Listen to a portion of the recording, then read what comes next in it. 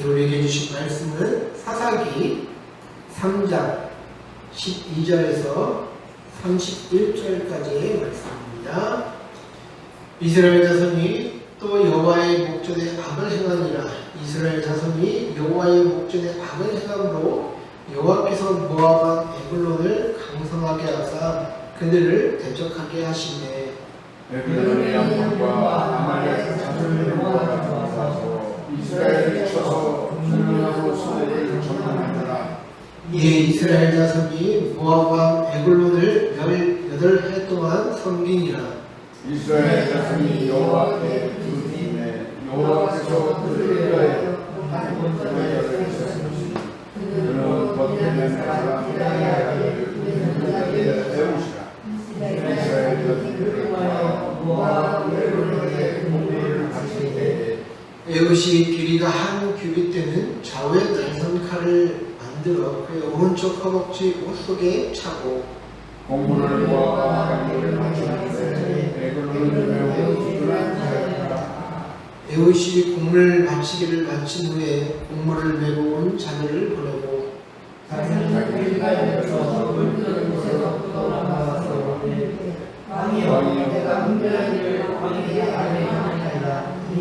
왕이 이르되 죽으리 하니 무서워서 저들이 다 물러가더라. 에웃이 그에게로 들어가니 왕은 성문한 다락방에 홀로 앉아있는 중이라. 에웃이 이르되 내가 하나님의 명령을 받들어 왕에게 아뢰 일이 있나이다 하매 왕이 그의 좌석에서 일어나니 에웃이 내 손을 뻗쳐 그의 오른쪽 목지에 쌀을 떼어 왕의 몸을 붙이매 칼날도 나를 따라 들어가서 그 끝이 등 뒤까지 닿았고 그가 칼을 그의 몸에서 빼내지 아니하였으므로 기름이 칼날에 엉겼더라. 에웃이 문전을 나가서 다른 눈을 피해서 받아 상주이나 에웃이 나간 후에 왕의 신하들이 들어와서 다락문들이 잠겼음을 보고 이르되 왕이 분명히 서늘한 방에서 그의 발을 가리우신다 하고 그들이 오래 왕이 밤을 들지 아니하리라. 열시를 가지고 그들의 발이 땅에 엎드려서 죽었더라.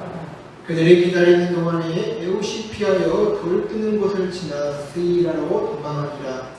그가 이름을 브라임산 때 나타나며 이스라엘 자손이 산에서 그를 알아내오니 에웃이 앞서가며 그들에게 이르되 나를 따르라. 여호와께서 너희의 원수들인 모압을 너희의 손에 넘겨 주셨느니라 하매 우리가 에웃을 따라 내려가 모압 맞은편 요단강 나름을 장악하여 한 사람도 건너지 못하게 하였고 이데와 사람 하나님을 주셨으니 모두 장사요 그의 용사가 한 사람도 도망하지 못하였다.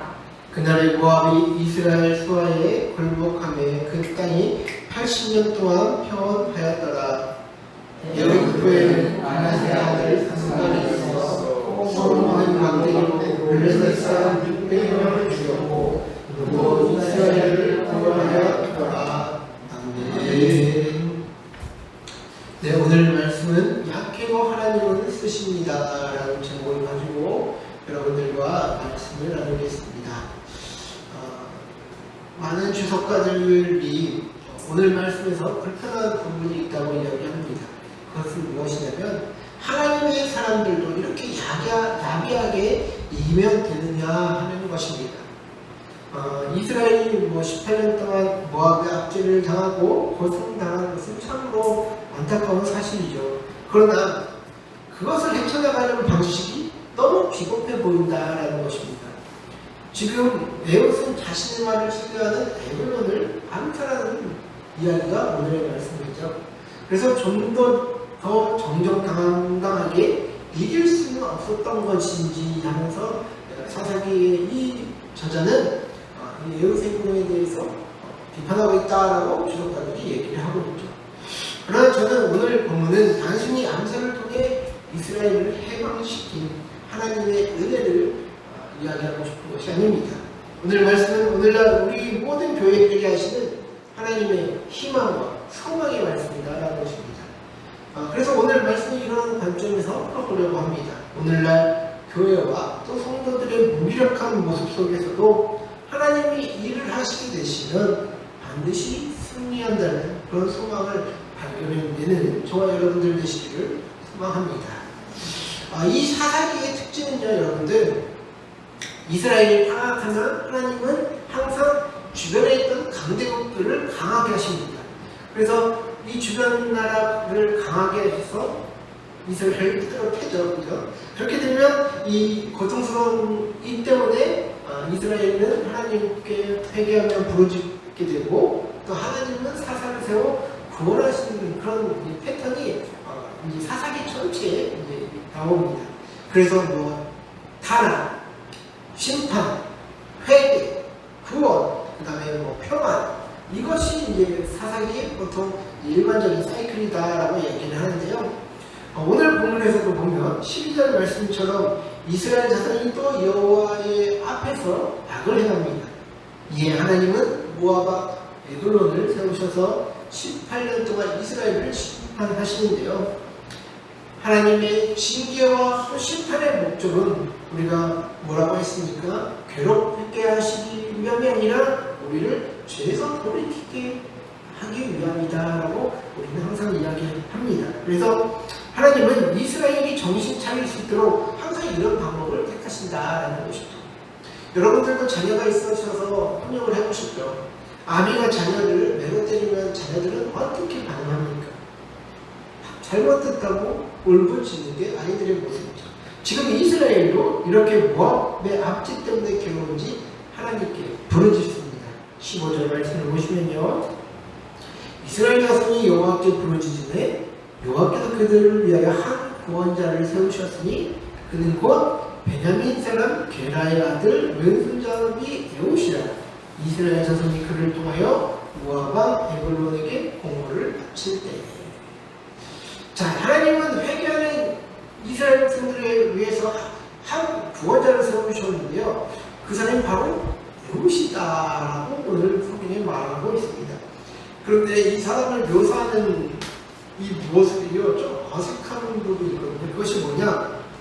바로 베냐민 사람이고 또 왼손잡이다라는 것이죠. 여러분들, 이 베냐민이라는 이 이름의 뜻은요, 오른손의 아들이라는 뜻을 갖고 있거든요. 베냐민이라는 이름 자체가. 그래서 성경을 보시면 우리는 오른손을 뜻할 때 하나님의 오른손을 강하게 붙드사라고 보통 얘기를 많이 하잖아요. 그래서 능력이 있고 뭐 강인하고 이런 것을 오른손으로 보통 표현을 합니다. 그런데 그와 반대로 이 오른손의 아들의 가문에서 지금 왼손잡이가 구원자로 세워진 것입니다. 좀 어색하죠.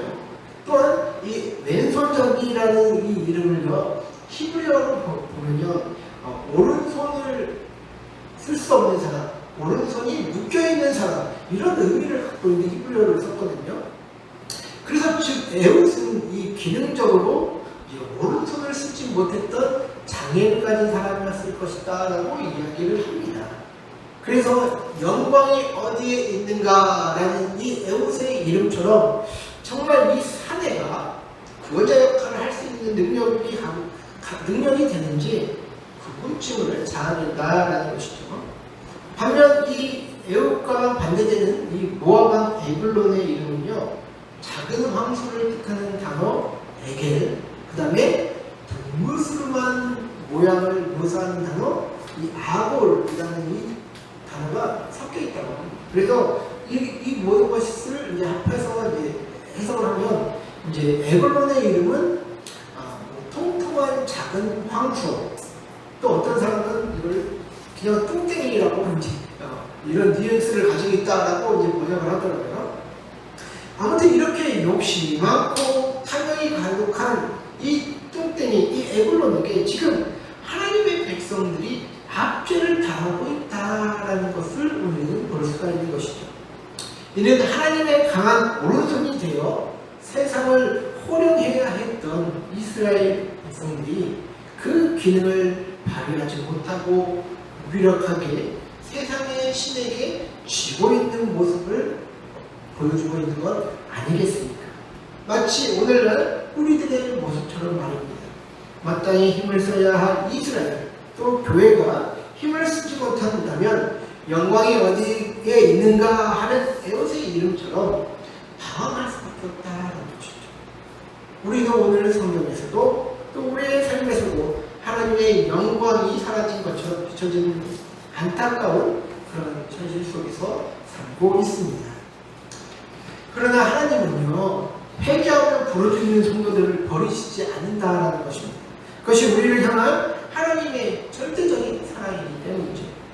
제가 요즘 인터넷 신문을 보니까 10월 27일 날 광화문에서 대규모 연합 집회를 한다는 그런 이제 뉴스가 올라와 있더라고요. 그래서 기독교인들 200만을 모아서 이제 예배를 하는 그런 것인데, 근데 그 집회의 성격은 이제 동성애 합헌 판결 저지와 또 기독교를 이제 탈레반처럼 여기는 정부에 대한 어떤 항의성 또 집회의 성격이 강한 것 같더라고요.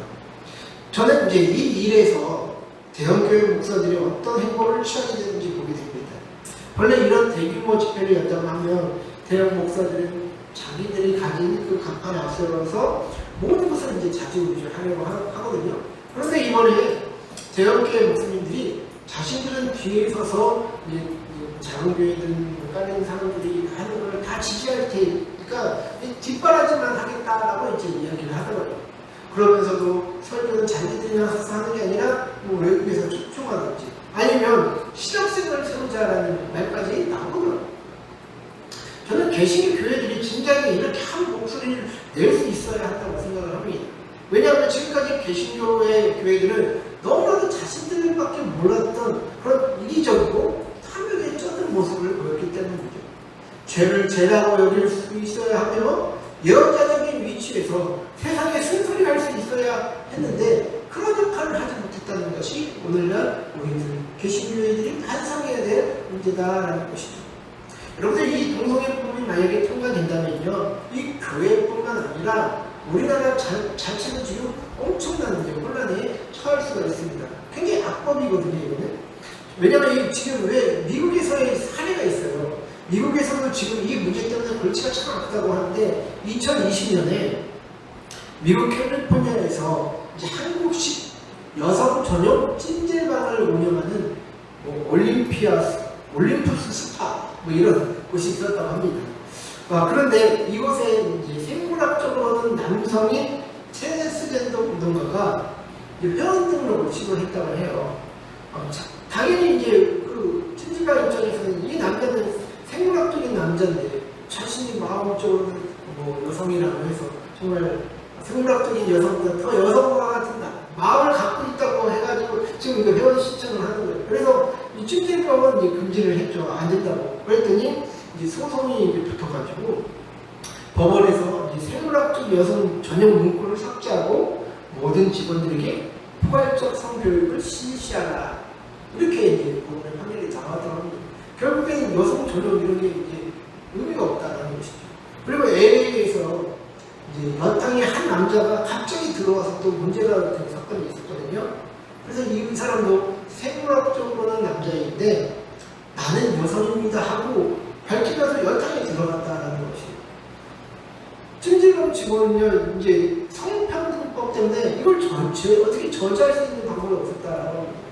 그래서 막 알몸을 벗고 성기는 달기 위해서 막 돌아다니는데 직원들이 제지를 못한다라는 것이죠. 그래서 결국에 여탕에 있던 이제 여자들이 항의하고 경찰에 신고를 하게 되었고, 검찰은 결국 이 사람의 전과가 있었대요. 공연 음란죄 그게 있었다고 그래가지고 그걸로 이제 기소를 하고 일단락되었다라고 하는데, 지금 이런 사회적 문제들을 안고 있는 법들이 정치가들의 아니라는 판단과 한 장이라도 표를 더 받으려고 하는 그들의 탐욕 때문에 이런 악법들이 들어올 수 있는 문이 열어 있다는 것이죠. 가치관은 혼란스럽고 무엇이 옳고 그른지 말할 수 없는 사회를 향한 이 예언자적인 외침을 높이는 그 이유들의 교회들이 앞장서야 한다는 것이죠. 그러나 우리는 그렇게 했습니까? 그렇지 않았잖아요. 오히려 자신들이 더 탐욕 가운데 살았던 우리들의 모습을 회개해야 한다는 것이죠.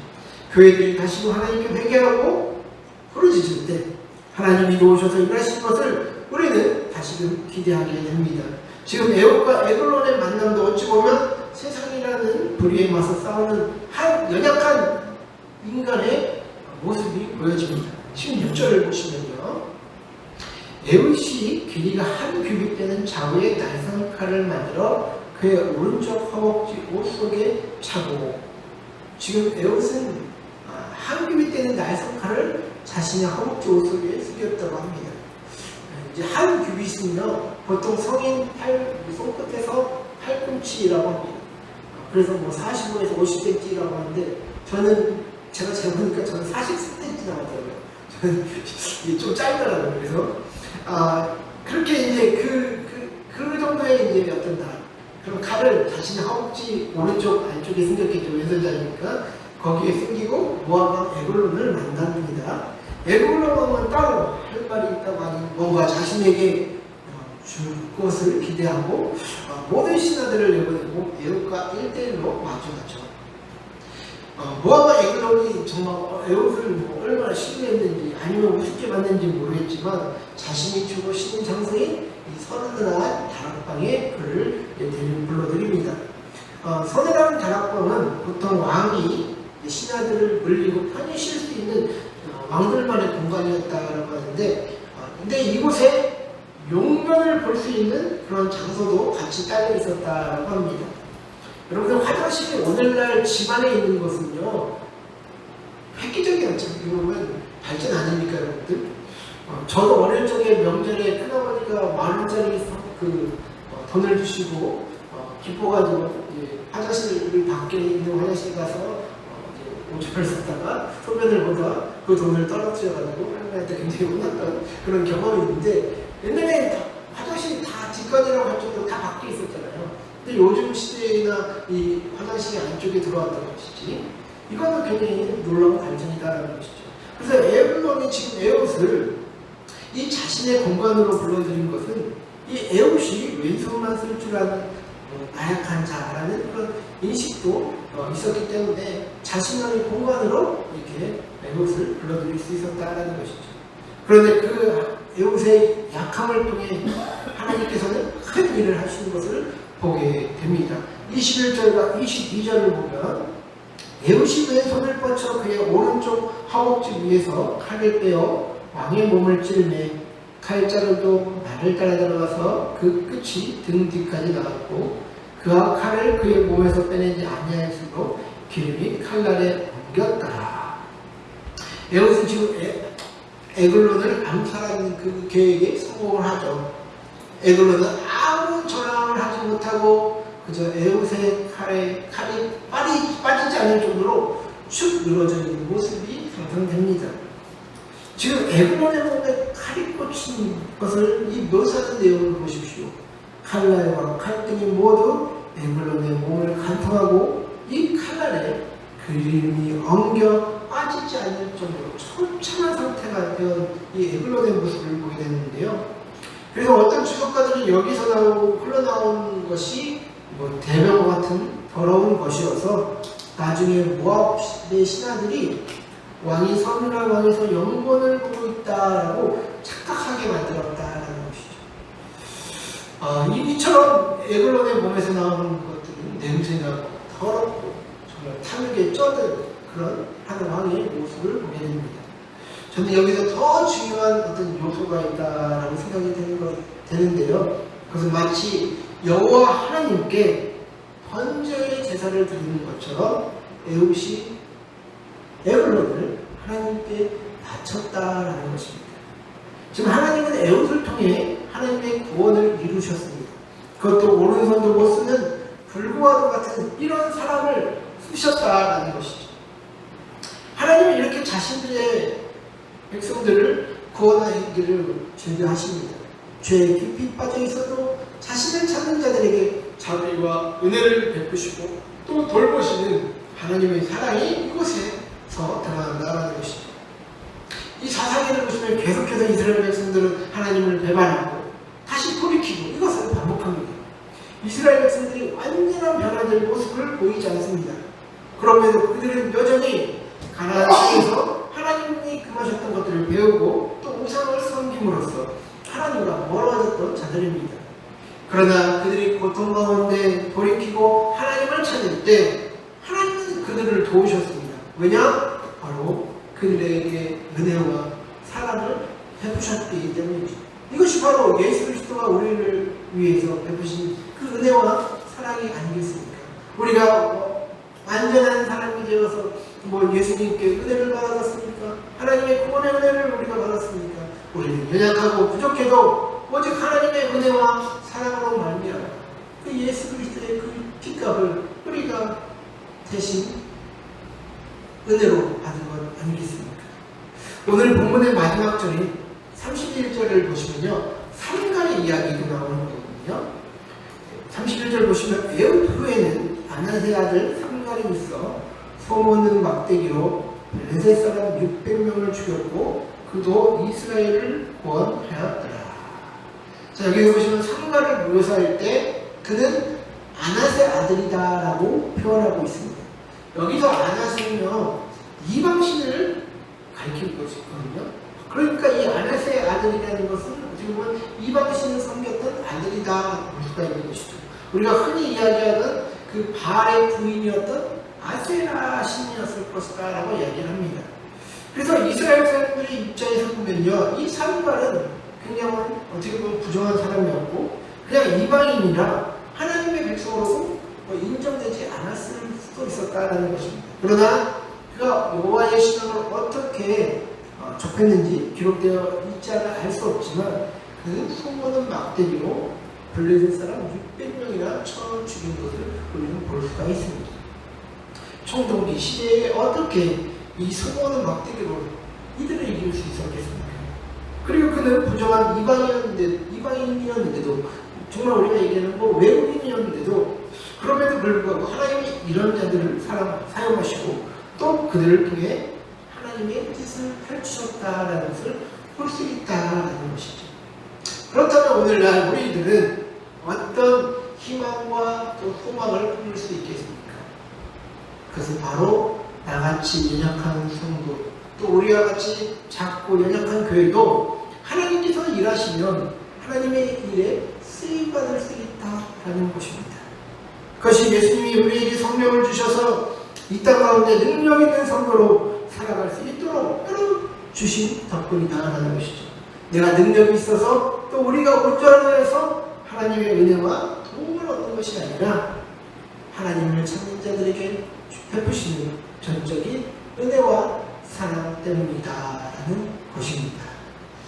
여러분들 혹시 불임절이라는 그런 절기를 아십니까? 성경에서 이야기하는 불임절, 에스더가 관련된 그 불임절 아시죠?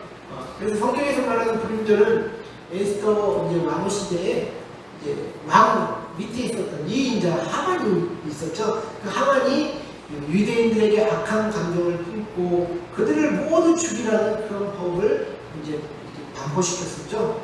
그러나 이 하만의 악한 계획을 하나님께서 어그러뜨리시고 또 이스라엘을 보호하셔서 다시 구원케 하시는 것을 기념하는 그 유대인의 절기가 바로 불임절입니다. 그런데요, 우리 한국에도요, 한국판 불임절이라고 할 만한 그런 사건이 있었다라는 것을 여러분들 들어보셨습니까, 여러분들?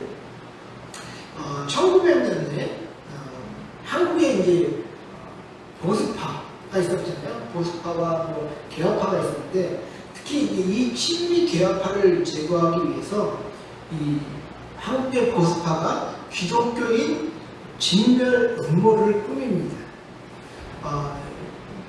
이와 비슷한 시기에 1899년 말부터 1901년까지 중국에서도 의하단 운동이라는 것이 있었거든요.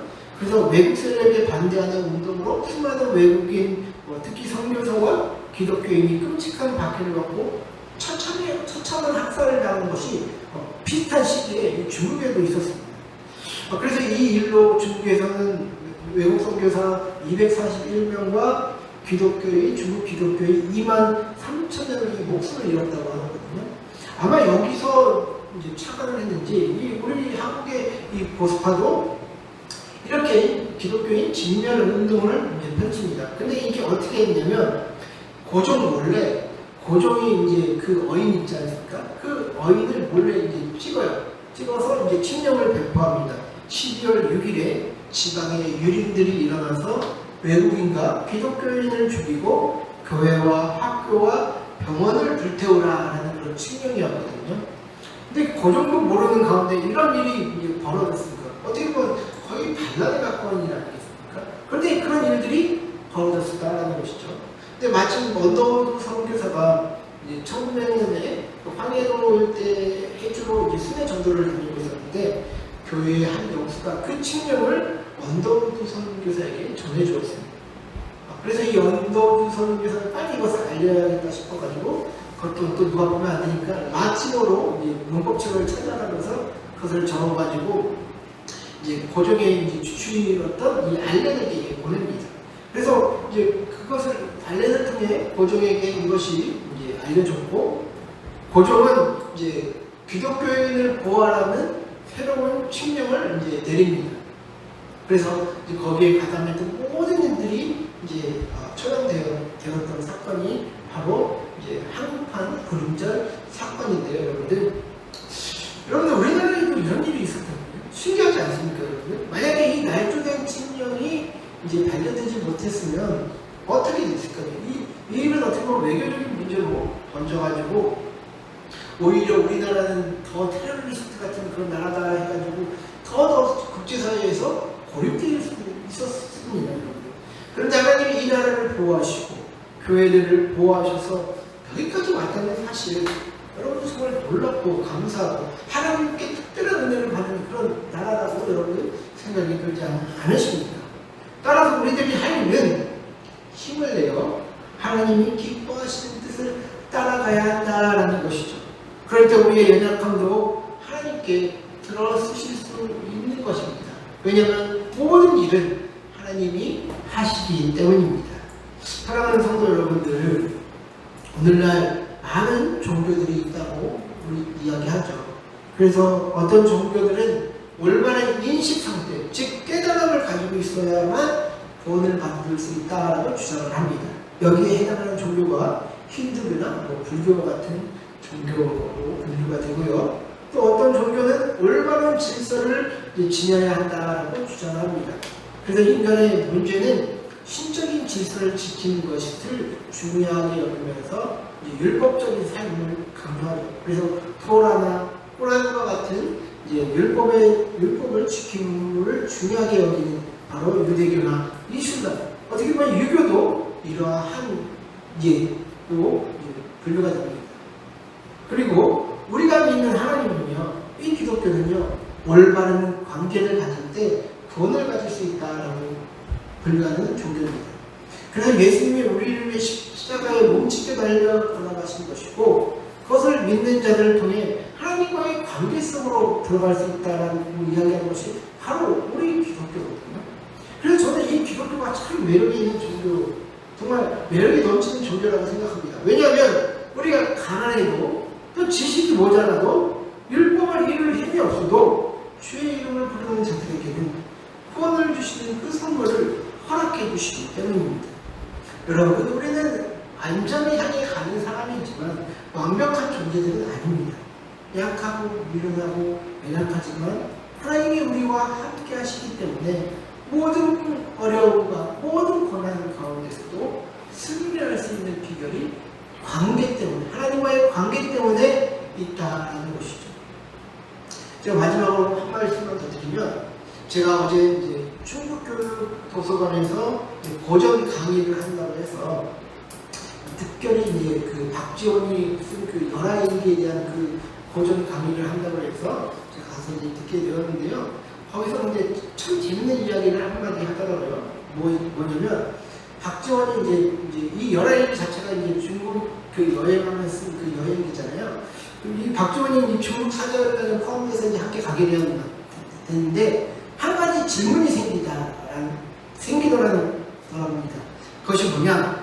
아버지의 나라 이 명나라를 무너뜨린 이 청나라가 왜 아직도 망하지 않고 이렇게 잘 통치되어 가고 있느냐는 것입니다.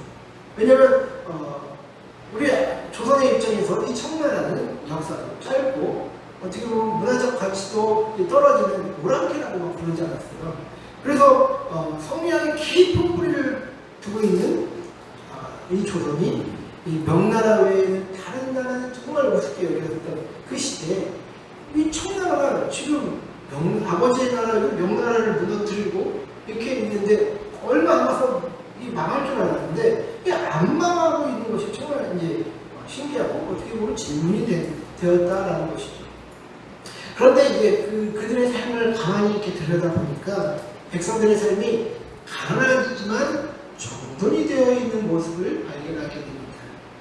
여러분들이 슬럼화라고 했을 때는 가난하고 또 더럽고 한 그런 도시를 슬럼화되었다라고 얘기를 하잖아요. 그런데 이 청나라의 지배를 받는 사람들의 모습들은 가난한 것 같지만 정갈하게 잘 정돈되어 있는 모습을 이 박지원이 보게 될 것입니다.